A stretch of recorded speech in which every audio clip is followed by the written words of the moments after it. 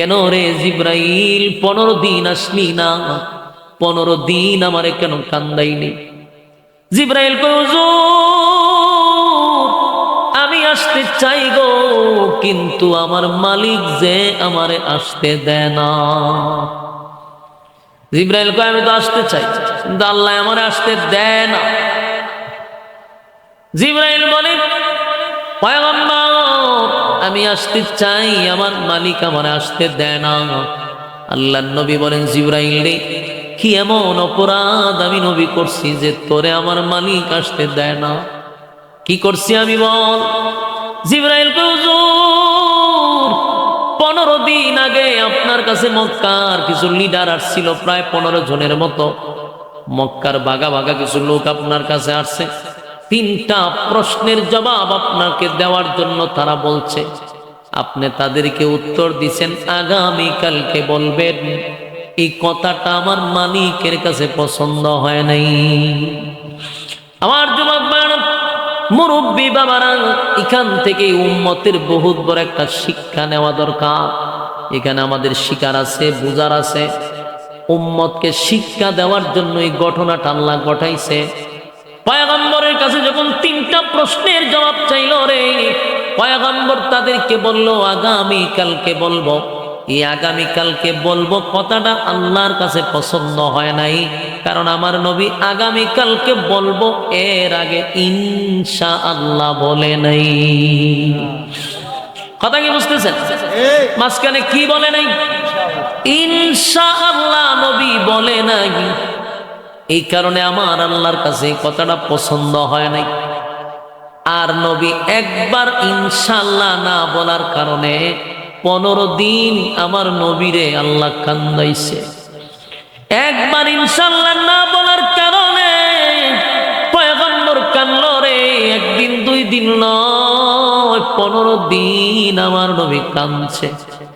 কানতে কানতে নবী শুধু কাঁদছে এমনটা নয়, 15 দিন পর্যন্ত মক্কার মানুষ আমার নবীর বিরোধিতা করছে, আমার নবীরে গালি দিছে, নবীরে মিথ্যা বলে গালি দিছে। কিন্তু 15 দিন পর্যন্ত ওহী আসে নাই, শুধু ইনশাআল্লাহ না বলার কারণে। এখানে উম্মতের শিক্ষা হলো, এ উম্মত, নবী ইনশাআল্লাহ না বলার কারণে যদি পয়গম্বরকে আমার মালিক 15 দিন কান্দায়, তাহলে আপনারাই বলুন আমাদের ইনশাআল্লাহ না বললে কি হবে? কথা কই না দি? আমরা অনেক সময় বলি আগামীকালকে ঢাকা যাব, এই ঢাকা যাব, এই কথা বললে হবে না। মাঝখানে বলতে হবে আগামীকালকে ঢাকা যাব ইনশাআল্লাহ। কথা হয় না? আমি খানা খাবো, কথা হয় না? ইনশাআল্লাহ। আমি বিবাহ করব, ইনশাআল্লাহ। আমি তোমাকে কিছু টাকা দিব, ইনশাআল্লাহ। আমি আসতেছি তোমার কাছে, ইনশাআল্লাহ। আমি যাব, ইনশাআল্লাহ। সব কথায় ইনশাআল্লাহ ইনশাআল্লাহ বলতে হবে। ইনশাআল্লাহ শব্দের অর্থ হলো আল্লাহ যদি চায়। কথা কি বুঝতেছেন? ইনশাআল্লাহ শব্দের অর্থ কি? আল্লাহ যদি চায়, তার মানে আমি ঢাকা যাব, এটা আল্লাহ যদি চায় চলে যেতে পারবো। আমার মালিক যদি না চায় তাহলে আমি কেমনে যাব? এই জন্য মাঝখানে ইনশাআল্লাহ বলতে হবে রে। আমাদের কিন্তু ইনশাআল্লাহ বলাটা ভুলে যায়, সাবধান। আমার নবী ইনশাআল্লাহ না বলার কারণে 15 দিন নবী কাঁদছে। এক ইনশাআল্লাহ না বলার কারণে 15 দিন ওহী বন্ধ হয়ে গেছে।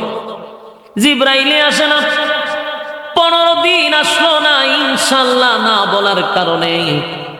তাই উম্মত, তোমার আমার শিক্ষা গ্রহণ করা দরকার, আমাদেরকে শিকার দরকার, বুঝার দরকার।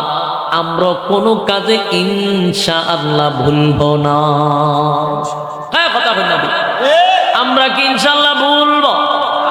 সব কাজে বলবো ইনশাআল্লাহ ইনশাআল্লাহ।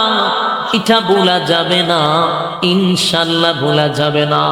যুবক ভাইরা আমার, আল্লাহর নবী বলেন, এ জিবরাইল, ইনশাআল্লাহ বলি নাই, আমার মালিকের পছন্দ হয় নাই। বুঝলাম একদিন আমি ভুলে গেছি, কিন্তু জিবরাইল রে 15 দিন কি আমি ইনশাআল্লাহ বলা ভুলে গেছিলাম? প্রথম দিন না হয় আমি ইনশাআল্লাহ বলি নাই, কিন্তু 15 দিন পর্যন্ত বেঈমানরা যখন আসছে 3টা প্রশ্নের জন্য, আমার নবী একদিনও ইনশাআল্লাহ বলে নাই, প্রতিদিনই বলছে আগামীকালকে আসো। তার মানে নবী ইনশাআল্লাহ বলা কি 15 দিনই ভুইলা গেল? না, এমনটা তো হওয়ার কথা না। এখানে বসলে রহমত নাজিল হবে, সাকিনা। প্যান্ডেলের বাহিরে থাকলে সাকিনা নাজিল হওয়ার সম্ভাবনা আসেনি, গজব করার সম্ভাবনা আছে। এই জন্য নিরাপদ এই প্যান্ডেল। তাই আমি আমার যুবক ভাই তরুণদেরকে বলবো, প্যান্ডেলের ভিতরে চলে আসে। সম্মানিত সুধী, সময়ও দীর্ঘ সময় দেওয়ার সুযোগ নাই। প্রোগ্রাম রাখার সময় বইলা রাখা হয়েছে, সময় বইলা রাখা হয়েছে। এতটুক থেকে এতটুক সময় দিতে পারবো। আপনাদের যদি ভালো লাগে নেন, আমি দিতে ইচ্ছুক না। আপনারা এই সময় মাইন নেই আমার আনছেন, আমি চাইলে 1 মিনিট বাড়াইতে পারবো না। এই জন্য আপনাদের কাছে আবারও বলছি, কষ্ট করে যুবকরা মাহফিলটা করছে। যদি প্যান্ডেলটার অবস্থা এরকম হয়, তাহলে যারা করাইছে তাদের মনে অনেক কষ্ট আসবে।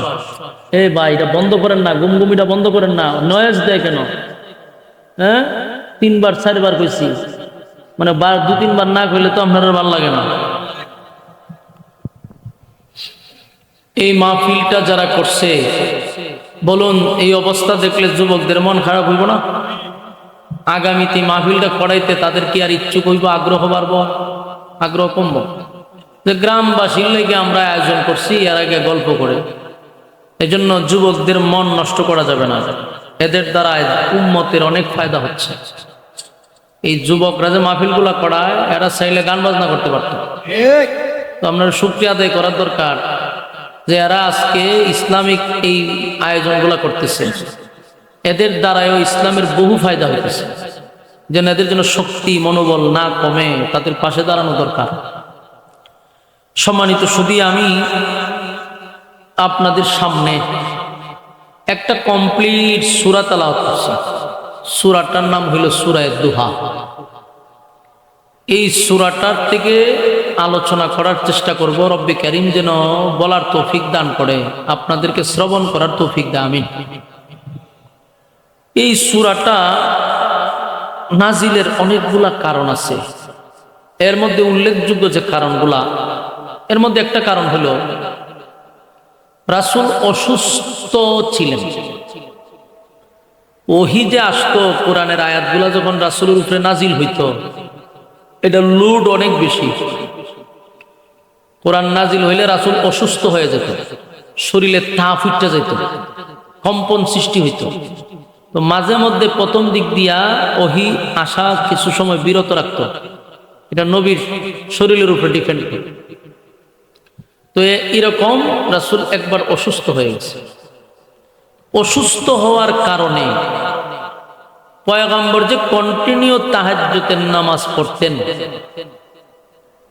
শেষ রাতে উঠে রাসূল নামাজে দাঁড়াইতেন। ওই অসুস্থ হওয়ার কারণে শেষ রাতে আর কন্টিনিউ তাহাজ্জুদটা পড়তে পারছেন না। উনি অসুস্থ হয়ে গেছে, উঠতে পারছে না, কষ্ট, অসুস্থ।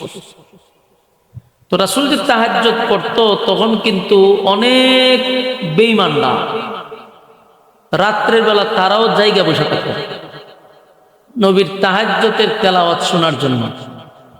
এখানে সুবহানাল্লাহ আসেনি? এটা কোন সময় কন আপনার এলাকাতে কেউ মারা গেলে সুবহানাল্লাহ কোন সময় কন? আমার তো জানাই তুই গো। আচ্ছা,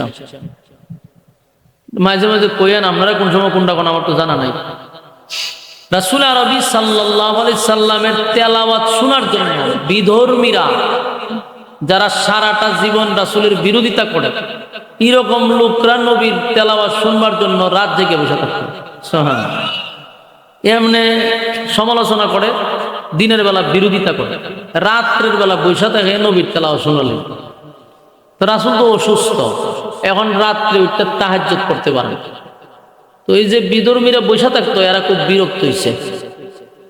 বিরক্তির কারণে যে আমরা রাত জেগে বসে থাকি তার তেলাওয়াত শোনার জন্য, কিন্তু সে তো রাত্রে উঠে না। এদের মধ্যে সবচেয়ে কাছের প্রতিবেশী ছিল আবু লাহাবের পরিবারটা হয়েছিল রাসূলের একেবারে কাছাকাছি। তো আবু লাহাবের যে বউ নাম হইল উম্মে জামিল, এই মহিলাটা কিন্তু বেয়াদ্দব মহিলা। এই মহিলা বেশি ভালো মহিলা, খুব বেয়াদ্দব। এই বেয়াদ্দব মহিলা রাত্রের বেলায় নবীর তেলাওয়াত শুনবার লেগে বসে থাকত। যখন আল্লাহর রাসূল রাত্রের বেলা উঠা তাহাজ্জুদে দাঁড়ায় না অসুস্থতার কারণে, এই মহিলা খুব বিরক্ত হয়েছে। বিরক্ত হইয়া একদিন আল্লাহর রাসূলের কাছে গেছে। ইয়া হয় কিও, তুমি যে রাত্রের বেলা তাহাজ্জুদ পড়তা এখন করো না কেন? রাসূল বললেন, চাচি আমি তো অসুস্থ, আমি উঠতে পারি না, আমার শরীরটা বেশি একটা ভালো না, এই জন্য আমি দাঁড়াইতে পারি না। কয় আগে যে তোমার কাছে একটা শয়তান আসতো, এখন কি আসে না? নাউজুবিল্লাহ কইতেন না। শয়তান কারে বলছে? জিবরাইল। এই কথাটা রাসূলের কষ্ট লাগছে, আপন চাচি তো অসুস্থতার কারণে ওহী আসা বন্ধ ছিল, একটা কারণ। আরেকটা কারণ হলো মক্কাতে যে কিছু উগ্রপন্থী ছিল, দ্বিত্ববাদী, তিত্ববাদী, বহুবাদী, দুই খোদায় বিশ্বাসী, তিন খোদায় বিশ্বাসী, বহু খোদায় বিশ্বাসী, এই তিন দল তাদের ধর্ম প্রচার করত। তিন দলের ধর্ম কিন্তু এক না, ভিন্ন ভিন্ন। তিন দলের ধর্ম যখন প্রচার করতো এদের মধ্যে কোনো দ্বন্দ্ব নেই। যখন আল্লাহর রাসূল একত্ববাদী খোদার দাওয়াত দিতে আসলো, তাওহীদের দাওয়াত দেওয়া শুরু করলো, তখন এই তিন দল আবার এক হয়ে গেছে, এক হইয়া নবীর বিরুদ্ধে লেগে গেছে। এখানে একটা বিষয় কিন্তু আমাদের চিন্তা করা দরকার। আমি জানি না আপনাদের ব্রেনে ঢুকবে কিনা। 1400-1500 বছর আগে বিধর্মীরা তাদের ধর্ম ভিন্ন ভিন্ন, তাদের মধ্যে কোনো ধর্ম নিয়ে দ্বন্দ্ব নাই, কিন্তু ইসলামের ব্যাপারে এই 3-4 ধর্ম এক হয়ে যায়। আর এটা বোঝার এখনো বুঝছেন না, এই জন্য আমরা ঠিক আমার কথাগুলো আপনারা বোঝার অনেক কমতি আছে। এটা আমার দুর্বলতা, আমি বুঝাইতে পারতেছি না, কিছু করার নাই। একটা বিষয় যদি না বুঝেন তখন যিনি বলে ওনারও কষ্ট লাগে যে বিষয়টা বুঝলো না। আমি আমার টাচ দিয়া যাই, যারা জ্ঞানী মানুষেরা তো বুঝতেছে। বিষয়টা হলো বিধর্মীরা তাদের ধর্ম আপন আপন পালন করতেছে। কেউ দুই খোদা বিশ্বাস করে, কেউ তিন খোদা বিশ্বাস করে, আবার কেউ খোদার অভাব নাই। কিন্তু প্রশ্ন হইল এদের মধ্যে দেখেন খ্রিস্টান আর ইহুদির মধ্যে যুদ্ধ নাই, হিন্দুবাদীরা আর খ্রিস্টানদের ইহুদির মধ্যে যুদ্ধ নাই ধর্ম নিয়ে। ব্যক্তিগত দ্বন্দ্ব থাকতে পারে, ধর্ম নিয়ে নাই। কিন্তু সমস্ত বাতিল ধর্মগুলার একটাই মাথা ব্যথা, ইসলাম। প্রশ্ন হইল এই 4 দল 3 দল তো 1400 বছর আগেও ছিল, এদের মধ্যে ঝগড়া ছিল না। কিন্তু ইসলামের দাওয়াত নিয়ে যখন রাসূল নামলো, 3 দল এক হইয়া নবীর বিরুদ্ধে লেগে গেল। এইখানে 3-4টা সিটে দৌড়ে দেন, সাইডে বাইডে কথা বলে বিরক্তি। 3 দল এক হয়ে গেছে। আপনি দেখেন এটা ছিল 1500 বছর আগের কথা, এখন 25 সালের ঘটনা দেখেন। হিন্দু বৌদ্ধ খ্রিস্টান ঐক্য পরিষদ একটা সংগঠন আছে। এখন প্রশ্ন হইল এরা হিন্দু বৌদ্ধ খ্রিস্টান ঐক্য পরিষদ যদি হয়, তাহলে এই ঐক্যের মধ্যে ইসলাম নাই কেন? এরা বাংলাদেশে বসবাস করিয়া এরা দল নিয়ে ঐক্য করে লেছে, কিন্তু এদের 1 নাম্বার টার্গেট হল ইসলাম। ওই যে 1500 বছর আগেও কিন্তু নবীর বিরুদ্ধে 3 দল, এই 25 সালেও এখনো এরা টিকিয়ে শুধু ইসলাম হইল তাদের টার্গেট। যেন দেখবেন সব বাতিলের গুড়া কিন্তু এক জায়গায়। আমরা গ্রাম্য ভাষায় বলি যে রৌনের সব গুড়া এক জায়গায়। সমস্ত বিধর্মীদের গুড়া এক, শুধু ইসলামকে ধ্বংস করতে চায়। আল্লাহর রাসূলের সঙ্গে এই 3 দল খুব খেপছে। খেপার পরে তারা জায়গায় জায়গায় বৈঠক বসছে, জায়গায় জায়গায় বসে আন্দোলন করছে। আন্দোলনে যখন কাজ হয় না তখন তারা ডাইরেক্ট টকশোতে বসছে।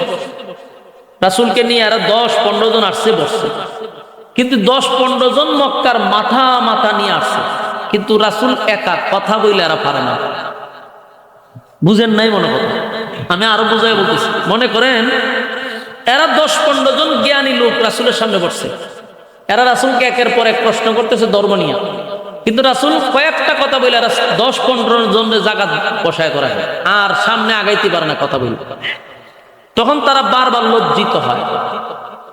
শেষে তারা বলতে লাগলো যে আমরা যতবার মুহাম্মদের কাছে গেলাম কথা বলে তোমরা পারি না, তার কথার মার পেছে কইরা আমরা জায়গাতে লজ্জা পাই, কোনোভাবে তার সাথে কথা বললে আমরা খাটাইয়া উঠতে পারি না। 15 জন গেলাম, একজনের সাথে কথা বলে পারি না। উনি কথা বলে কম, কিন্তু এক কথা দিয়ে আমরা জায়গা সাইজ করে করা যায়, কি করা যায়? তো এদের মধ্যে একজন পণ্ডিত আছেন, মানে একটু শিক্ষিত, তাওরাত রিসার্চ করছে কিছু। এক হইল যে শোনো, সারা মক্কার মানুষ যদি মিল্লা ওনার সাথে বসি, উনার সাথে কথা বলে আমরা কখনো জিততে পারবো না, কারণ আমরা লজ্জিত হব। কারণ উনি যে কথা বলে এটা দুনিয়াবি এলেম নিয়ে নয়, এটা আসমানি এলেম। এই জ্ঞান তো দুনিয়াবি জাগতিক শিক্ষায় শিক্ষিত নয়, উনি সর্বোচ্চ ডিগ্রি পাইছে একটা আল্লাহ প্রদত্ত, এটা আসমানি এলেম। দুনিয়াবি এলেম দিয়ে ওনার সাথে কথা বলে আমরা পারবো না। তখন জিজ্ঞাসা তো কি করতে হইব? হয় দেখো, আসমানি এলেমওয়ালা লোক আসেনি আমাদের মক্কায়, এরকম আসমানি এলেমওয়ালা লোক যদি তাকে তার সাথে বসাও তাহলে মুহাম্মদকে গায়েল করা যাবে, আর নাহলে পারা যাবে না। মক্কাতে এরা বহু তালাশ করে দেখে তাওরাতের কোনো আলেম নাই, কিন্তু মদিনাতে অভাব নাই। মক্কার থেকে মদিনা হইল প্রায় 400 কিলোমিটার, 400-450 কিলোমিটার দূরত্ব। এখন এরা চিন্তা করলো যে আমরা আসমানি এলেমওয়ালা লোক আনতে গেলে মক্কার থেকে আমরা প্রায় 400 কিলোমিটার দৌড়ায় যাইতে হইব। তখন কি আর উন্নত গাড়ি ছিল? ওই উটমুট লইয়া যাইতে হইব, যাইতে লাগতো 5 দিন 6 দিন এইভাবে। যাই হোক, তারা ওখান থেকে মক্কার থেকে 15 জন লোক গেছে মদিনায়। মদিনায় গিয়ে তাওরাতের আলেম ছিল বেশি, ইহুদি পণ্ডিত তাওরাতের, এরার কাছে গেছে। গিয়া বলল যে দেখেন আমরা বহু দূর থেকে আসছি, আপনাদের কাছে আমরা আসছি একটা বড় সমস্যা নিয়ে, এর সমাধান আপনারা আমাদেরকে বের করে দেন। তাওরাতের পণ্ডিতদের কাছে গেছে পড়ে বলতেছে কি সমস্যা? ভাই আমরা মক্কাতে আমাদেরই বাতিজা, আমাদেরই রক্ত, আমাদেরই বংশ, নাম তার মুহাম্মদ, কিন্তু সে এখন দাবি করে রাসূলুল্লাহ সাল্লাল্লাহু আলাইহি ওয়াসাল্লাম। আমরা তার মুহাম্মদ ডাকছি, কিন্তু সে এখন বলে সে শুধু মুহাম্মদ না, সে মুহাম্মাদুর রাসূলুল্লাহ সাল্লাল্লাহু আলাইহি ওয়াসাল্লাম। শুধু এখানেই না, আমরা যুগ যুগ ধরে বাপদাদার ধর্ম প্রচার করতেছি, বহু খোদায় বিশ্বাস করি আমরা, কিন্তু সে দাওয়াত দেয় একত্ববাদী খোদা, এক খোদায় বিশ্বাসী, এবং সে অলরেডি সমাজের মধ্যে এই দাওয়াত শুরু করে দিচ্ছে।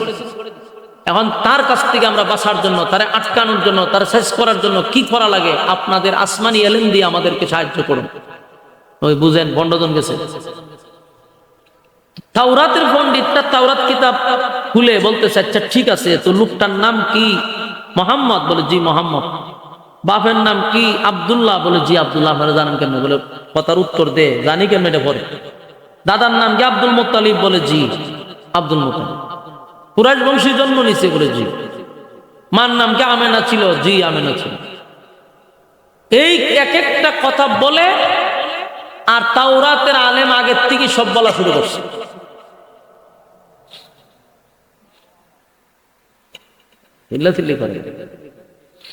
কথা বোঝার চেষ্টা করে। তাওরাতের আলেম আগের থেকে তাদেরকে বলা শুরু করছে। মানে এরা তো তাজ্জব হয়েছে, কি রে আমরা এলাম রিপোর্ট প্লেয়ারা দিয়ে, আমরা আগে উঠে জানি ঘটনা কি। তখন বললো শোনো, যা বুঝার বুঝছি, আমরা মক্কা যাওয়ার দরকার নাই। আপনারা আসছেন, আমরা মক্কার থেকে মদিনার থেকে মক্কায় গিয়া আমরা টকশো করার দরকার। আপনারা যেহেতু আসছেন, স্পষ্ট কথা, 3টা প্রশ্ন করবেন আব্দুল্লাহর পুত্র মুহাম্মদকে। 3 প্রশ্নের জবাব যদি সে দিতে পারে, তাহলে বুঝবেন সে আল্লাহর পয়গম্বর, কোনো সন্দেহ নেই। এবং সে শুধু পয়গম্বর না, সমস্ত নবীকুলের সম্রাট নবী মুহাম্মদুর রাসূলুল্লাহ সাল্লাল্লাহু আলাইহি ওয়াসাল্লাম। আপনারা চোখ বন্ধ করে কালেমা পড়বেন, আপনারাও ঈমান আনবেন। এই কথা বলছে কে? ওই পণ্ডিতরা, তাওরাত যারা রিসার্চ করে। যারার কারা এরা আসছিল সমাধানের লেগে উল্টা হেরারে কয় তারা কালেমা পড়। এখন তো পড়ছে মক্কার মানুষ মহা সমস্যা যে আমরা এত দিন লাগাইয়া মরুভূমি দিয়ে আসলাম একটা সমাধানের লেগে, মানে বেচারা কয় যে 3 প্রশ্নের জবাব দিতে পারলে আমরাও কালেমা পড়তাম। 3 প্রশ্ন তো দিয়া দিছে ঠিক, কিন্তু যারা প্রশ্নগুলো জানার 3টা প্রশ্ন দিচ্ছে মক্কার মানুষ, এই মক্কার মানুষ তো আগের থেকেই জানে যে এই প্রশ্নের জবাব তো দিয়া দিব, আর প্রশ্নের জবাব দিতে পারবো এটা তো এরাও জানে। তার মানে কি আমরা কালেমা পড়বো? এইলো তাদের মনে কষ্ট যে এত দূর কেন আসলাম। যাই হোক, ব্যর্থ হইয়া তাদের মূল উদ্দেশ্য হাসিল হয়নি, বাধ্য হইয়া 3 প্রশ্ন লইয়া গেছে, গিয়া রাসূলের কাছে বসছে। ওই 15 জন 20 জন আবার গেছে, ওই আসিরা কইতো যে খুব ঠান্ডা মাথা, যে বাতিজা তুমি আমাদের বাতিজা, আমাদেরই বংশের, আমাদেরই রক্তের, তোমার সাথে দ্বন্দ্ব করতে আমরা চাই না, আমরাও চাই তোমার সাথে মিল্লামিশা চলতে, তোমার ধর্ম যদি সঠিক হয় আমরা কালেমা পড়বো। রাসূল তো খুব খুশি, তবে আমাদের কিছু শর্ত আছে, এই শর্তগুলা যদি তুমি মানতে পারো তাহলে আমরা তোমার হাতে কালেমা পড়ে ঈমান আনবো। আল্লাহর রাসূল বললেন কি শর্ত? আমরা 3টা প্রশ্নের জবাব যদি দিতে পারো তাহলে আমরা বুঝবো যে তুমি আল্লাহর পয়গম্বর, কোনো সন্দেহ নেই, আমরা কালেমা পড়বো। কথা বুঝতেছে? রাসূল বললেন আপনাদের প্রশ্ন কি? তখন তারা বলল আমাদের প্রথম প্রশ্ন হলো রূহ সম্পর্কে, রূহ কি এটা। 2 নম্বর হলো পৃথিবীতে একজন বাদশা ছিল, গোটা পৃথিবী যিনি রাজত্ব করছেন, এই বাদশার নাম আমাদেরকে আপনি বলতে হবে, তার ডিটেলস। 3 নম্বর হলো 7 জন যুবকের ব্যাপারে আমাদেরকে ডিটেলস বলতে হবে, যে 7 জন যুবক একটা গুহার ভিতরে ছিল, কতদিন তারা বেঁচে ছিল, কতদিন ছিল, এগুলো ডিটেলস আমাদের বর্ণনা করো। 3 প্রশ্নের জবাব দিতে পারলে আমরা কালেমা পড়া ঈমান আনবো। কথা কি বুঝতেছে? আল্লাহর রাসূল বললেন আপনারা যদি 3 প্রশ্নের জবাব দিতে পারলে কালেমা পড়েন তাহলে খুশির সংবাদ। রাসূলও চিন্তা করলো এটি মক্কার সবচেয়ে বড় বড় লিডার, এটি তো দরকার, আর এটি কালেমা পড়লে আমার ইসলামের কাজ আর কোনো বাধা নেই। রাসূল খুব খুশি।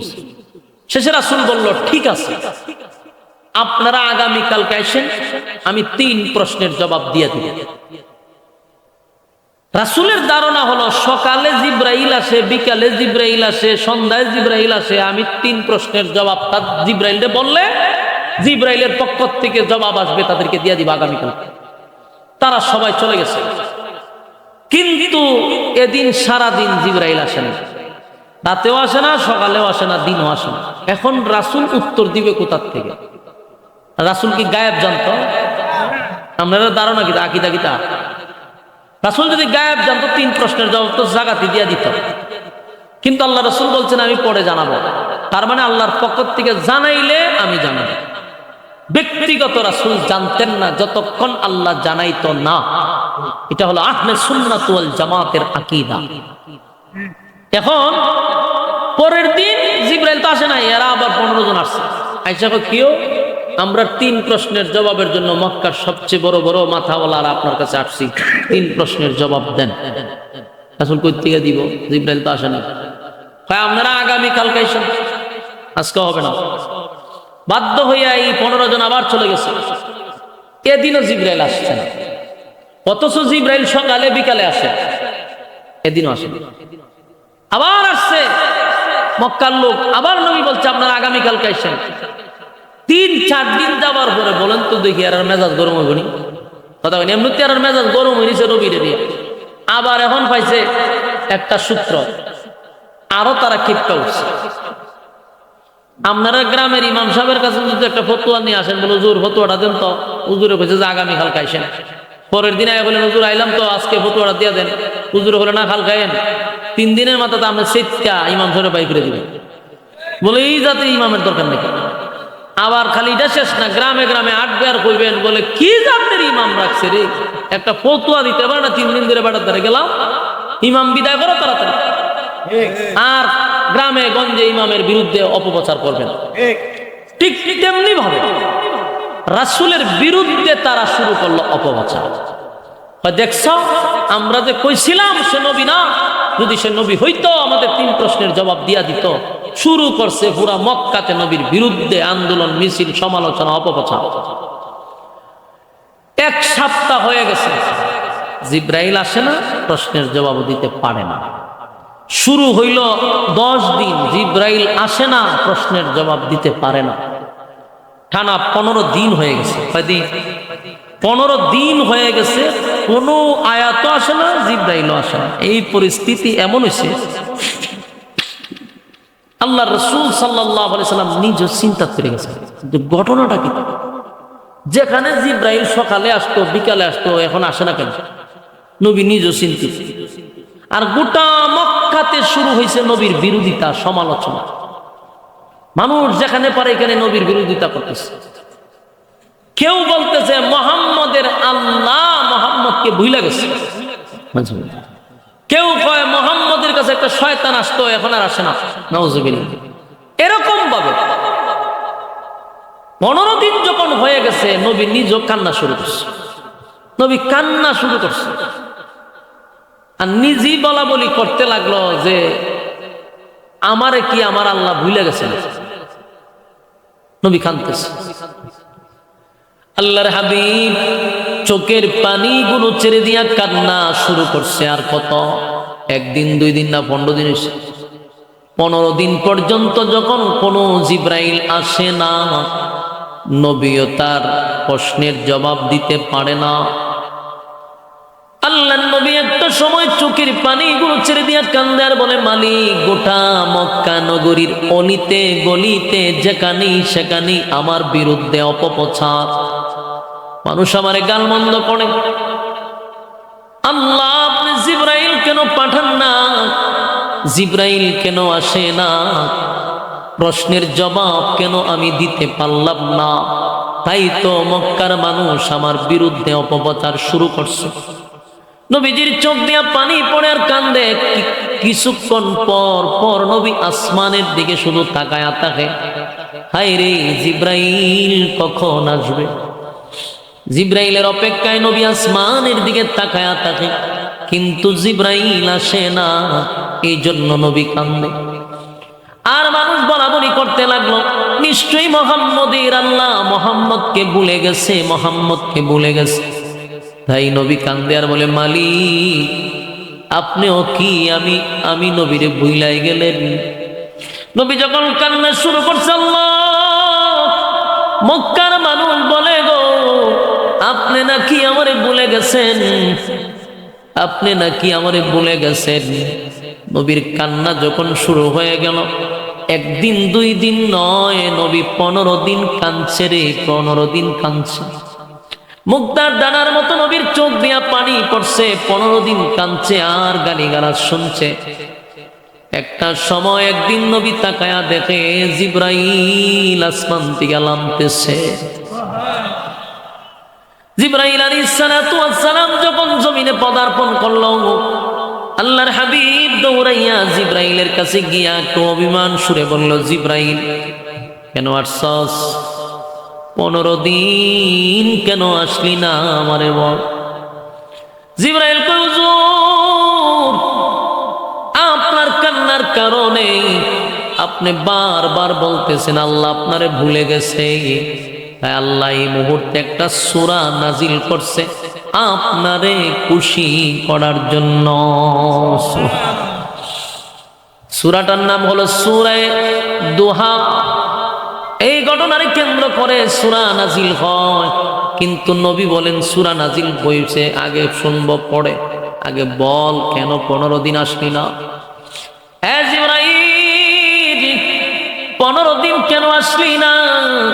তুই কি দেখোস নাই রে জিব্রাইল, গোটা মক্কাতে আমার বিরুদ্ধে কত অপপ্রচার, আমারে কি পরিমাণ গালমন্দ করতেছে। আমারে মানুষ বলতে লাগলো আমি নাকি মিথ্যা নবী দাবি করছি, আমারে মানুষ গালমন্দ করতে লাগলো আমি নবী না, রাসূল না। এমন আন্দোলনে তারা নামছে, আমারে গালাগালি করে। কেন রে জিব্রাইল 15 দিন আসলি না? 15 দিন আমারে কেন কান্দাইনি?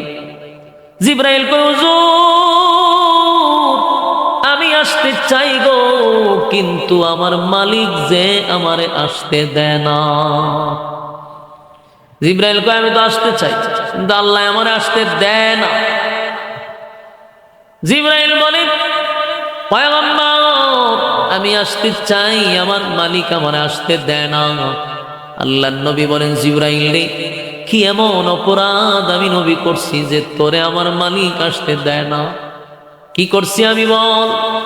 জিবরাইল কয় হুজুর 15 দিন আগে আপনার কাছে মক্কার কিছু লিডার আসছিল, প্রায় 15 জনের মতো। মক্কার বাগা বাগা কিছু লোক আপনার কাছে আসছে, 3টা প্রশ্নের জবাব আপনাকে দেওয়ার জন্য তারা বলছে। আপনি তাদেরকে উত্তর দিছেন আগামীকালকে বলবেন। এই কথাটা আমার মালিকের কাছে পছন্দ হয় নাই। আমার যুবক ভাইরা, মুরব্বী বাবারা, এখান থেকে উম্মতের বহুত বড় একটা শিক্ষা নেওয়া দরকার। এখানে আমাদের শিকার আছে, বুঝার আছে।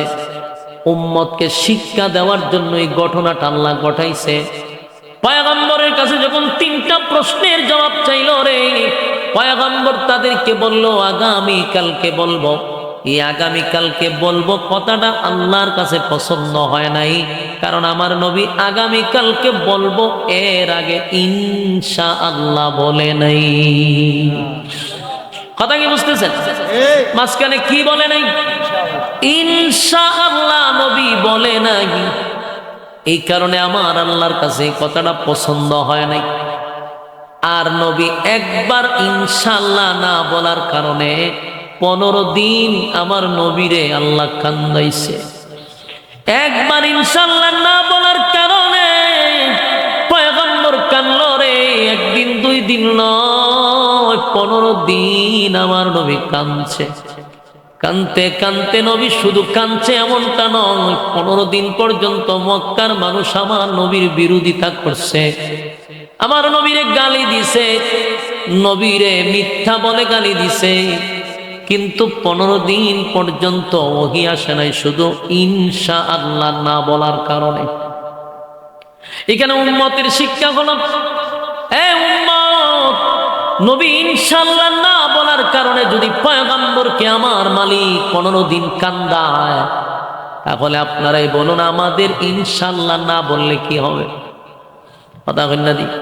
আমরা অনেক সময় বলি আগামীকালকে ঢাকা যাব, ঢাকা যাব, এই কথা বললে হবে না।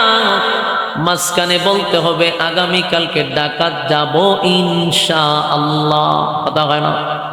আমি খানা খাবো, কথা হয় না? ইনশাআল্লাহ। আমি বিবাহ করব, ইনশাআল্লাহ। আমি তোমাকে কিছু টাকা দিব, ইনশাআল্লাহ। আমি আসতেছি তোমার কাছে, ইনশাআল্লাহ। আমি যাব, ইনশাআল্লাহ। সব কথাই ইনশাআল্লাহ ইনশাআল্লাহ বলতে হবে। ইনশাআল্লাহ শব্দের অর্থ হলো আল্লাহ যদি চায়। কথা কি বুঝতেছেন? ইনশাআল্লাহ শব্দের অর্থ কি? আল্লাহ যদি চায়, তার মানে আমি ঢাকা যাব, এটা আল্লাহ যদি চায় চলে যেতে পারবো। আমার মালিক যদি না চায় তাহলে আমি কেমনে যাব? এই জন্য মাঝখানে ইনশাআল্লাহ বলতে হবে রে। আমাদের কিন্তু ইনশাআল্লাহ বলাটা ভুলে যায়, সাবধান। আমার নবী ইনশাআল্লাহ না বলার কারণে 15 দিন নবী কাঁদছে। এক ইনশাআল্লাহ না বলার কারণে 15 দিন ওহী বন্ধ হয়ে গেছে। জিবরাইলে আসে না, 15 দিন আসলো না ইনশাআল্লাহ না বলার কারণে। তাই উম্মত, তোমার আমার শিক্ষা গ্রহণ করা দরকার, আমাদেরকে শিকার দরকার, বুঝার দরকার। আমরা কোনো কাজে ইনশাআল্লাহ ভুলবো না। হ্যাঁ, কথা বলেন না? আমরা কি ইনশাআল্লাহ ভুলবো? সব কাজে বলবো ইনশাআল্লাহ ইনশাআল্লাহ। এটা ভোলা যাবে না, ইনশাআল্লাহ ভোলা যাবে না। যুবক ভাইরা আমার, আল্লাহর নবী বলেন, এ জিবরাইল, ইনশাআল্লাহ বলি নাই, আমার মালিকের পছন্দ হয় নাই। বুঝলাম একদিন আমি ভুলে গেছি, কিন্তু জিবরাইল রে 15 দিন কি আমি ইনশাআল্লাহ বলা ভুলে গেছিলাম। প্রথম দিন না হয় আমি ইনশাআল্লাহ বলি নাই, কিন্তু 15 দিন পর্যন্ত বেঈমানরা যখন আসছে 3টা প্রশ্নের জন্য, আমার নবী একদিনও ইনশাআল্লাহ বলে নাই, প্রতিদিনই বলছে আগামীকালকে আসো। তার মানে নবী ইনশাআল্লাহ বলা কি 15 দিনই ভুইলা গেল? না, এমনটা তো হওয়ার কথা না। যা ইনশাআল্লাহ, এটা তো হওয়ার কথা না। মূল ঘটনা হলো নবী ভুলে যায় নাই, আমার আল্লাহ নবীরে বুলায়া দিছে। এটা হলো আমাদের আকীদা। এটা হলো কই ওয়াজ করতাম, পাবলিক ঘুমোতা হেতে বক্তা বাজার সজাগ থেকে লাভ হইব কি? হ্যাঁ, আপনারা সজাগ না ঘুমেন। হাইনজারাত্রি যদি আপনারা জবান আল্লাহ বন্ধ করে দেয়, শেষ রাতে দিয়ে আপনারা জীবনের লেগে বুবো হয়ে যাবেন গা। একটু কথা বলেন, বলুন নবী কি 15 দিনই ভুলে গেছে? ভুলে নাই, ভুলে নাই, আমার মালিক ভুলাইয়া দিছে। এটা আমাদের আকীদা। কারো আকীদা যদি থাকে যে নবীরা ভুল করছে, এটা তোমাদের ভ্রান্ত আকীদা। এই আকীদায় আমরা বিশ্বাসী না। আমরা জানি নবীরা মাসুম, নবীরা গুনাহ করে নাই, আল্লাহ তাদেরকে দিয়া গুনাহ করায় নাই, গুনাহ করায় নাই। কিন্তু মাঝে মধ্যে যে ভুলগুলা করা হয়েছে, এটা আল্লাহ নবীরে ভুল করাইছে উম্মতকে শিখানোর জন্য। আল্লাহ নবীরে ভুল করাইয়া উম্মতরে শিখাইছে। নবীরা ভুল করে নাই, কারণ নবীদেরকে আল্লাহ মাসুম রাখছে। এদেরকে দিয়ে আল্লাহ গুনাহ করায় নাই, ভুল করায় নাই, কারণ যারা গুনাহ করবে, ভুল করবে, তাদেরকে আল্লাহ নবী বানায় নাই। নবীদের বিষয়টা ভিন্ন। আল্লাহ উম্মতকে শিক্ষা দেওয়ার জন্য কি করছে? ভুল মাঝে মধ্যে করাইছে, ভুল করাইছে মাঝে মধ্যে উম্মতরে শিখানোর জন্য, উম্মতরে শিক্ষা দেওয়ার জন্য। যেমন একটা ঘটনা বলি সংক্ষেপে বোঝানোর জন্য। একবার নবী যুদ্ধের ময়দান থেকে আসছে সাহাবায়ে কেরামদেরকে নিয়া। রাস্তার মধ্যে সব সাহাবীরা ক্লান্ত রে, এত ক্লান্ত, এত ক্লান্ত, কারো সাহস নাই নবীরা বলার, হুজুর শরীরটা বড় ক্লান্ত, এখানে একটু বিশ্রাম নিতে চাই। কারো সাহস হয় না। সাথে ছিল হযরত আলী। সবাই ইশারা দেয়, আলী রে, নবীর একটু বলো না, আমাদের শরীরটা বড় ক্লান্ত। আলী আল্লাহর পয়গম্বরকে ডাইরেক্ট না বলে বলে, হুজুর এই জায়গাতে প্রচন্ড ঘাস আছে, ঘোড়াগুলি তো অনেকক্ষণ ধরে ক্লান্ত, ঘোড়ার পেটেও খিদা, এখানে একটু যদি আমরা দাঁড়াই তাহলে ঘোড়াগুলি একটু খাবার খেয়ে নিল। আল্লাহর নবী মুস্কে হাসি দিয়া বলে, আলী বুঝতে পারছি তোমার শরীরটা ক্লান্ত। আল্লাহর নবী বলেন, ঠিক আছে, তাহলে ঘোড়াগুলা বেঁধে দাও, আর তোমরা এই সুযোগে একটু বিশ্রাম নাও। হযরত বেলালকে নবী ডাক দিয়া বললেন, বেলাল রে, তুমি ঘুমাইতে পারবো না, তুমি হলো মুয়াজ্জিন সাহেব, তুমি ঘুমানো যাবে, আমরা সবাই ঘুমাবো। আর তোমার দায়িত্ব হলো আমাদেরকে আজানের সময় ডেকে দেওয়া। রাত্রের বেলা তো ওই যে ফজরের সময় তোমার দায়িত্ব আমরা ডাইকা দেওয়া, আর আমরা সবাই ঘুমাবো। বিলাল বসে রয়েছে, আর সবাই দিছে ঘুমাইছে তো ঘুমাইছে। চোখ মেললা দেখে সকাল 8টা বাজে। ফিরে ঘটনা কি? আল্লাহর হাবিব পাগলের মতো হয়ে গেছে। হেলাল কিন্তু কি সমস্যা, আমার দিন হয়ে গেছে 8টা বাজে। সব সাহাবায়ে কেরাম আসছে, ঘটনা কি? ফিরে বেলাল, তোরা না কইলাম আমরা ডাক দিবার লোক, তুই দি ঘুমারি। বেলাল বলছে, মুসিবত হুজুর, আপনারা যেই গতি আমারও সেই গতি, আমি কি করতাম? কি সাধারণ কথা? ফজরের নামাজ কাজা, পাগলের মতো হয়েছে আল্লাহ রাসূল পেরেশানি। এখন তাড়াতাড়ি নামাজ পড়ছে, 8টার সময় তুই ফজরের নামাজ পড়ছে।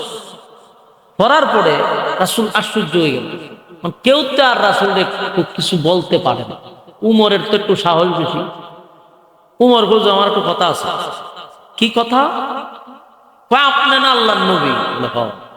আল্লাহর পয়গম্বর। নবীরা তো চোখ ঘুমায়, অন্তর ঘুমায় না। নবীদের চোখ ঘুমায় কিন্তু অন্তর ঘুমায়। তো আপনি যদি অন্তর না ঘুমায় থাকে, তা আপনি যে 8টা বাজার এলেন, আপনার অন্তর গেছে গো। আপনার নবীরা তো ঘুমাবার কথা না, চোখ ঘুমায় কিন্তু ভিতরে সব সজাগ।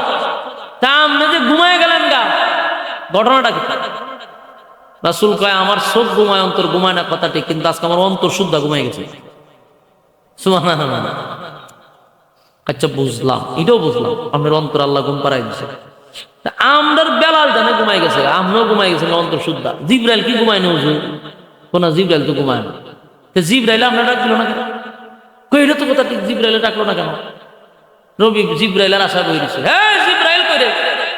কিছুক্ষণ পরে জিব্রাইল নবীর সামনে হাজির। আল্লাহর নবী কয়, রে জিব্রাইল, আমরা যে এতগুলা সাহাবীর ফজর নামাজ গেল গাছকা, আমি পয়গাম্বর হইয়া আমিও ঘুমাইলাম, সব ঘুমাই গেল। তুমি এ ডাক দিলা না? বলে আল্লাহর রাসূল, আমি কয়েকবার চাইছি আমরা ডাক দিতাম, কিন্তু আল্লাহ আমরা না করছে। সুবহানাল্লাহ। না করলো কেন? না করার মূল কারণ হলো আজকে আপনার উম্মতরে একটা জিনিস শিক্ষা দিবে, উম্মতরে শিক্ষা দিবে। ফজরের নামাজ যদি ছুটে যায় তাহলে আপনার উম্মতের করণীয়টা কি, এটা কোথাতে শিখতাম আমরা যদি এই ঘটনাটা না করতো? এই ফজরের নামাজ আপনাকে দিয়ে আগে ছুটানো হয়েছে, পরবর্তীতে আপনি উঠতে আবার নামাজ পড়ছেন, খাজা নামাজ। যদি আপনার নামাজ না ছুটতো তাহলে কিয়ামত পর্যন্ত কেউ যদি ফজরের নামাজ খাজা হইতো তাহলে সে গুনাহগার হয়ে যেত। নামাজ খাজা হওয়ার কারণে কবিরা গুনাহ হইতো, জাহান্নামে যেত। কিন্তু কোন কারণে যদি নামাজ খাজা হয়, এই খাজা পয়রা নেওয়ার জন্য সিস্টেমটা চালু করছে আল্লাহ, আপনাকে ঘুম পাড়াইয়া। তাহলে এটা কি নবী ইচ্ছা করে করছেন? আল্লাহ নিজে করাইছে উম্মতকে শিক্ষা দেওয়ার জন্য।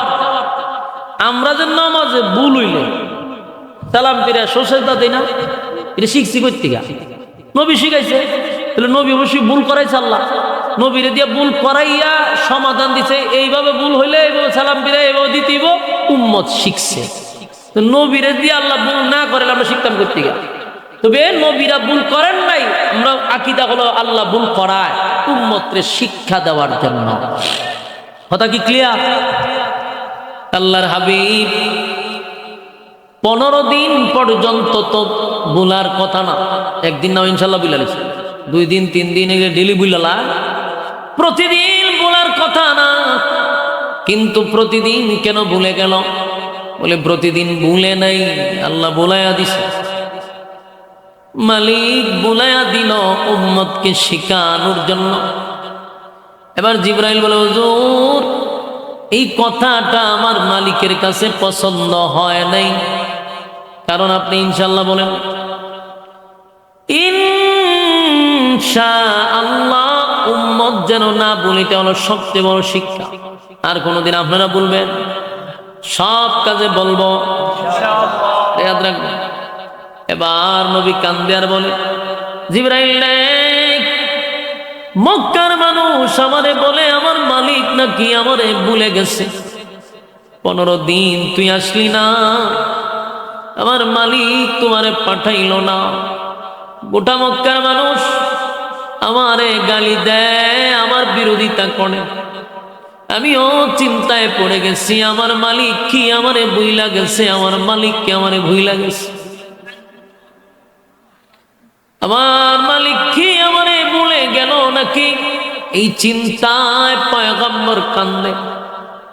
আল্লাহ তখন নবীরে সান্ত্বনা দেওয়ার জন্য, খুশি করার জন্য, নবীরে যে আল্লাহ ভুলে নাই বিষয়টা বলার জন্য সূরা দুহা নাজিল করছে।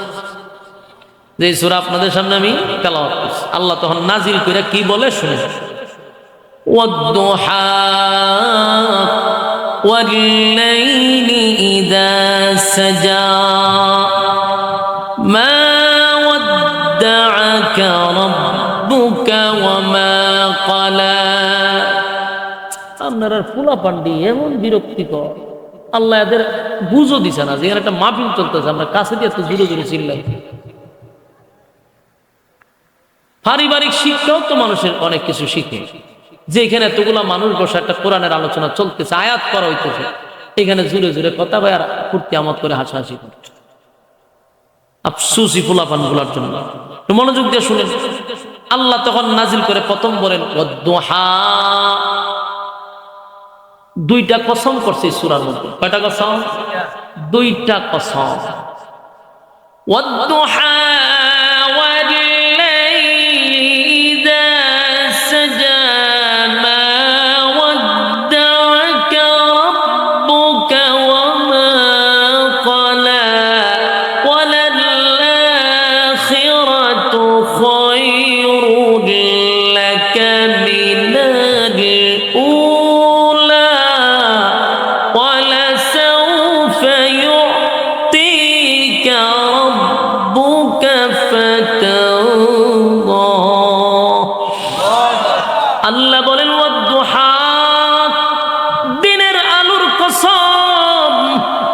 ওয়াদ-দুহা, প্রথম কসম দিনের কসম, দিনের আলোর কসম। ওয়াল-লাইলি ইযা সাজা, রাতের অন্ধকারের কসম। বলুন কসম কয়টা? আল্লাহ বলেন ওয়াদ-দুহা, দিনের আলোর কসম। ওয়াল-লাইলি ইযা সাজা, রাতের অন্ধকারের কসম। দুইটা কসম কে আল্লাহ বলেন মা ওয়াদ্দাআকা রাব্বুকা ওয়া মা ক্বালা। দুইটা কসম কে রব্বে কারীম বলেন বন্ধু, দিনের আলোর কসম কে বলি, রাতের অন্ধকারের কসম কে বলি, আপনার রব আপনারে ভুলে নাই। সুবহানাল্লাহ। এই ওয়াদ-দুহার আরেকটা ব্যাখ্যা হলো, তাফসীর কারকরা বলেন এটার আরেকটা ব্যাখ্যা হলো ওয়াদ-দুহা নবীর সুন্দর চেহারার কসম। আসেনি এলাকা সুবহানাল্লাহ? নবীর সুন্দর চেহারার কসম। ওয়াল-লাইলি ইযা সাজা এর আরেকটা ব্যাখ্যা হলো নবীর কালো চুলের কসম। ওয়াদ-দুহা নবীর সুন্দর চেহারার কসম, ওয়াল-লাইলি ইযা সাজা রাতের অন্ধকারের কসম। কিন্তু আরেকটা ব্যাখ্যা হলো নবীর কালো চুলের কসম। মা ওয়াদ্দাআকা রাব্বুকা ওয়া মা ক্বালা, আপনার রব আপনারে ভুলে নাই, আপনার রব আপনারে ভুলে নাই, ভুলে নাই, ভুলে নাই বলতে পারে না। আপনার রব আপনার উপরে অসন্তুষ্ট হয় নাই গো বন্ধু। কারণ আমার নবী কান্দে আর কয় মালিক আপনি কি আমারে ভুইলা গেছেন, আপনি কি আমারে ভুইলা গেছেন। আল্লাহ বলেন দুইটা কসম করে বললাম বন্ধু, আপনারে আমি বলি নাই, বলতে পারি না। আপনার রব আপনার প্রতি সন্তুষ্ট আছে, মানুষের কথা শুনে আপনি মন ভাঙবেন না। আমি আল্লাহ আগে যেমন আপনার প্রতি এর থেকে বেশি মহব্বত করি, আপনার রব আপনার প্রতি অসন্তুষ্ট হয় নাই। ওয়াদ্দাআকা রাব্বুকা ওয়া মা ক্বালা, আপনার রব সন্তুষ্ট আছে। এরপরে রব্বে কারীম বলেন ওয়ালাল আখিরাতু খায়রুল লাকা মিনাল উলা। এরপরে রব্বে কারীম বলেন ওয়ালাল আখিরাতু খায়রুল লাকা মিনাল উলা। বন্ধু আপনাকে আমি যা দিছি, যা দিছি, যা দিছি এটা কিছুই না। দুনিয়ার নিয়ামত আপনাকে আমি কিছুই দেই নাই। পরবর্তী মানে পরকালের নিয়ামত আপনার জন্য আমি কোটি কোটি কোটি গুণ বেশি রাখছি। আল্লাহ নিজেই বলেন ওয়ালাল আখিরাতু খায়রুল লাকা মিনাল উলা। আপনার রব আপনাকে যা দিছে এটা সামান্য অল্প। আপনার জন্য এই যুগের থেকে পরবর্তী যুগে আপনার জন্য নিয়ামত আমি আল্লাহ বেশি রাখছি। আপনার আমি যা দিছি অল্প, দুনিয়া কিছুই না, কিন্তু আপনার জন্য পরকালে আমি বরাদ্দ রাখছি। ওয়ালাল আখিরাতু খায়রুল লাকা মিনাল উলা। যেই মালিক দুনিয়া সৃষ্টি করলাম, যেই মালিক দুনিয়ার নাজ নিয়ামত আমাদেরকে দিল, সেই মালিক নিজেই তার বন্ধুরে বুঝায় বুঝায় বলতেছে বন্ধু দুনিয়ার নিয়ামত কিছুই না, এর থেকে কোটি কোটি গুণ বেশি আপনার জন্য আমি পরকালে রাখছি। এই যুবক ভাই, মালিক নিজেই বলে দুনিয়ার নিয়ামত কিছুই না, দুনিয়ার নিয়ামত কিছুই না, এর থেকে বেশি আমি পরকালের জন্য তোমাদের জন্য রাখছি। আমরা এই দুনিয়া পেয়ে পরকাল আমরা ভুলে গেছি। বাস্তব না বাস্তব? আল্লাহ কয় ওয়ালাল আখিরাতু খায়রুল লাকা মিনাল উলা। যদিও নবীরে বুঝায়, কিন্তু কিয়ামত পর্যন্ত উম্মতের নসিহত করছে। আল্লাহ বলেন দুনিয়া কিছুই না, এর থেকে কোটি কোটি গুণ আপনাকে বেশি দিব পরকালে। কিন্তু আমরা দুনিয়ার অল্প পেয়ে পরকাল ভুলে গেছি। সাবধান, আমার মালিক আমার নবীরে সন্তুষ্ট করবে। ওয়ালাল আখিরাতু খায়রুল লাকা মিনাল উলা।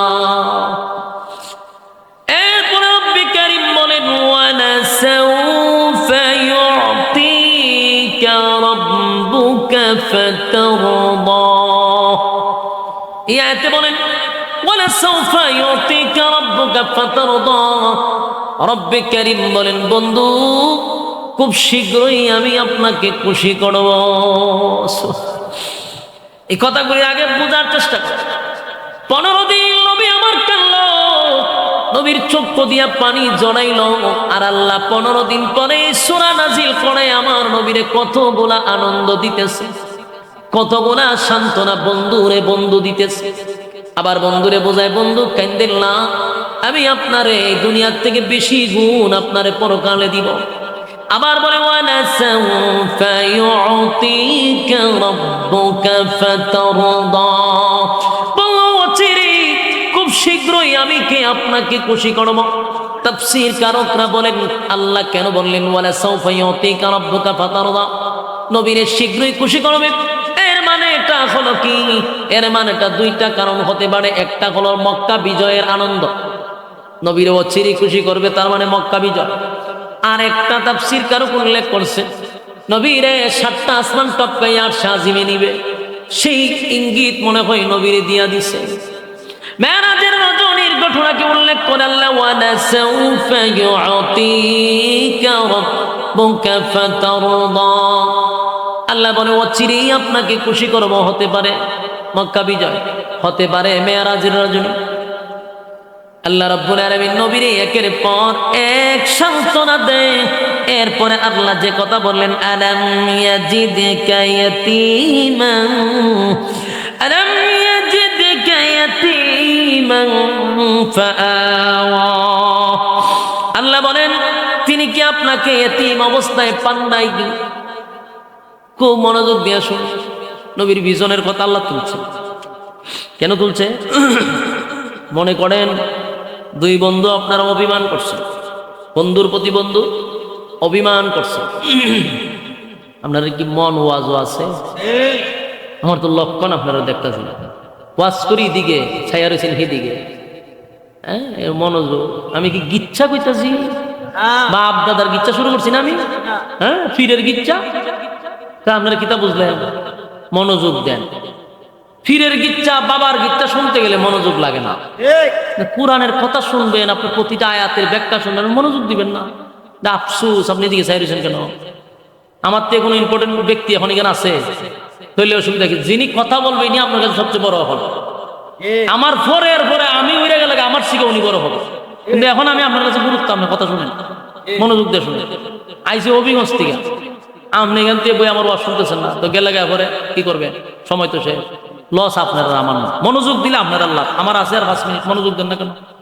কথাগুলি বোঝার চেষ্টা করেন। দুই বন্ধু যদি ঝগড়া লাগে, অথবা ঝগড়া না শুধু এমনি অভিমান, খুব ঘনিষ্ঠ বন্ধু অভিমান করছে একজন আরেকজনের সাথে, এখন বন্ধু বন্ধুরে খুশি করালে হয় বেড়া তুই যে কষ্ট করে বুঝলে গেছি, তোর বিপদের সময় আমি উদ্ধার করছি না, তোর রেইনের সময় আমি তোর টাকা দিছি না, তোর পাশে আমি ছিলাম না, তুই কই আসলি আমি তোরে কই আনছি, বলুন বলে কিনা?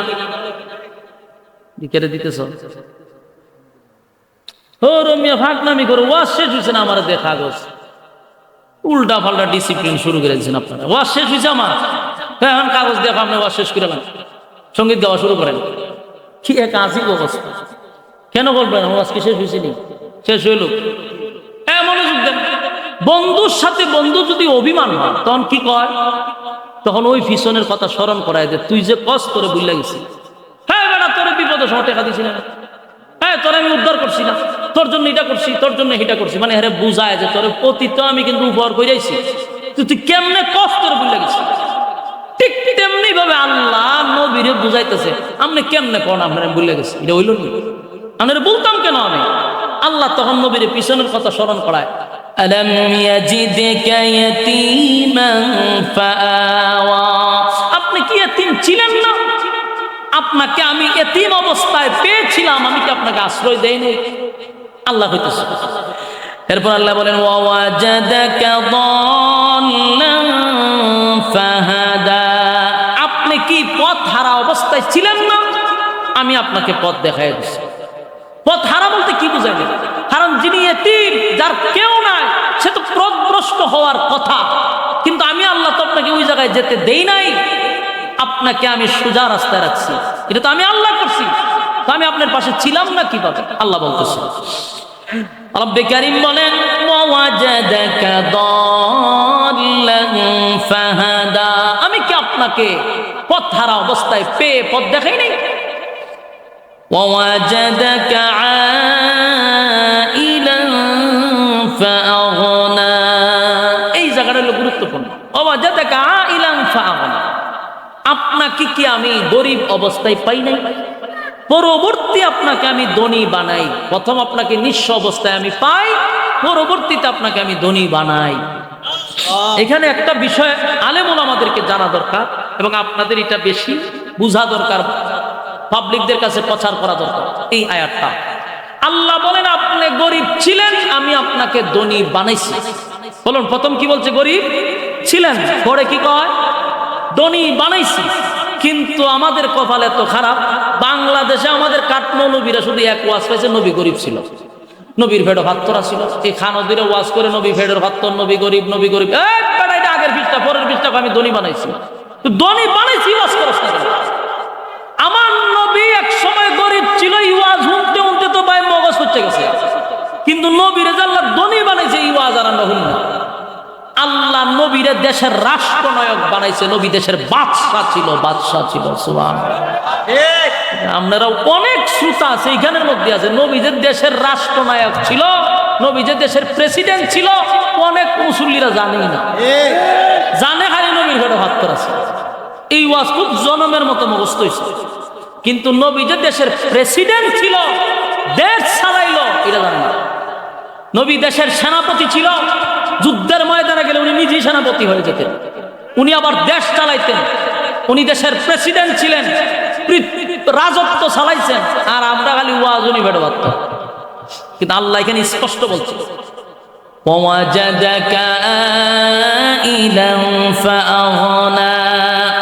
আমি আপনাকে গরিব অবস্থায় পাই, কিন্তু আপনাকে আমি ধনী বানাই। সুবহানাল্লাহ।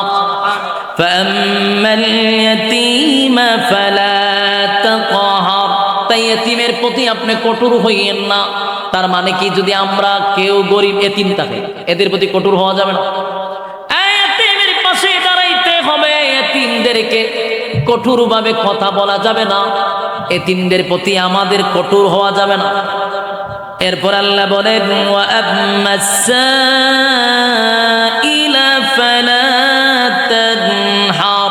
এবং আপনি কাউকে তিরস্কার করবেন না। এটা কিন্তু নবীরে বলার মানে হলো আমাদেরকে আল্লাহ ওয়াজ করতেছে, কাউকে তিরস্কার করা যাবে না। আপনি আগে বন্ধু বান্ধবের সাথে চলছেন, গ্রামের মানুষের সাথে চলছেন, কিন্তু আল্লাহ আপনার এখন টাকা দিছে, পয়সা দিছে, একটু অবস্থা ভালো হয়েছে। এখন যদি অতীত ভুলে যান, আর যদি এখন আপনি তিরস্কার করেন, প্রতিবেশীর সাথে যদি আপনি খারাপ আচরণ করেন, এই খারাপ আচরণটা বোঝা যায় আপনার টাকা হয়ে গেছে, এই জন্য আপনি করেন। আপনি আগে কি ছিলেন, এখন কি হয়ে গেছেন, এই বাপটা নিতেছেন। এই তিরস্কার করা যাবে না। পিছনের কথা ইয়াদ রাখা দরকার, আমি কি ছিলাম রে, আমার মালিক আমারে কোথায় আনছে, এটা তো শুকরিয়া আদায় করা দরকার। কথা কইনা দি, এই কথাটাই আল্লাহ পরের আয়াতে বলেন ওয়াম্মা বিনিআমাতি রাব্বিকা ফাহাদ্দিস, আপনার রবের নিয়ামত আপনি প্রকাশ করুন। তার মানে আগে কি ছিলা রে, এখন কি হয়ে গেছে। তোমার রব তোমারে যা দিছে, তোমার রবের নিয়ামত প্রকাশ করো। অকৃতজ্ঞ হওয়া যাবে না, অকৃতজ্ঞ হওয়া যাবে না। আমার যুবক ভাইয়েরা, সূরা দুহা নাজিল করিয়া আমার আল্লাহ কিন্তু বন্ধুরে বন্ধু খুশি কইরা দিছে। বন্ধুর মনের মধ্যে অনেক কষ্ট ছিল, বন্ধুর মনের মধ্যে অনেক ব্যথা ছিল। যখন গোটা মক্কার মানুষ বলা বলি করতে লাগলো মুহাম্মদের আল্লাহ মুহাম্মদকে ভুলে গেছে, মক্কার মানুষ যখন বলতে লাগলো মুহাম্মদের কাছে শয়তান আসতো, এখন আসে না, মুহাম্মদের বিরুদ্ধে যখন সমালোচনা শুরু হয়ে গেল, আমার মালিক তাকায়া দেখে বন্ধু নিজেও কান্দে। হাবিবে কিবরিয়া আসমানের দিকে তাকাইয়া কান্দে আর বলে জিবরাইল কেন আসছ না, ঠিকই জিব্রাইল আসলো, আয়াত নাজিল হইল। প্রতিটা আয়াতে আয়াতে আল্লাহ নবীরে সান্ত্বনা দেয়। শুধু সান্ত্বনা দেয় না রে, দুইটা কসম কায়রা নবীরে খুশি করছে। কসম বলার ব্যাখ্যা কত জটিল। আমার মালিক আমার নবীর খুশি করার জন্য কি পরিমাণ আনন্দ দিছে, নবীর চেহারার পর্যন্ত কসম করছে। জোরে কোন সুবহান। নবীর চেহারার কসম, নবীর চুলের কসম আল্লাহ করছে।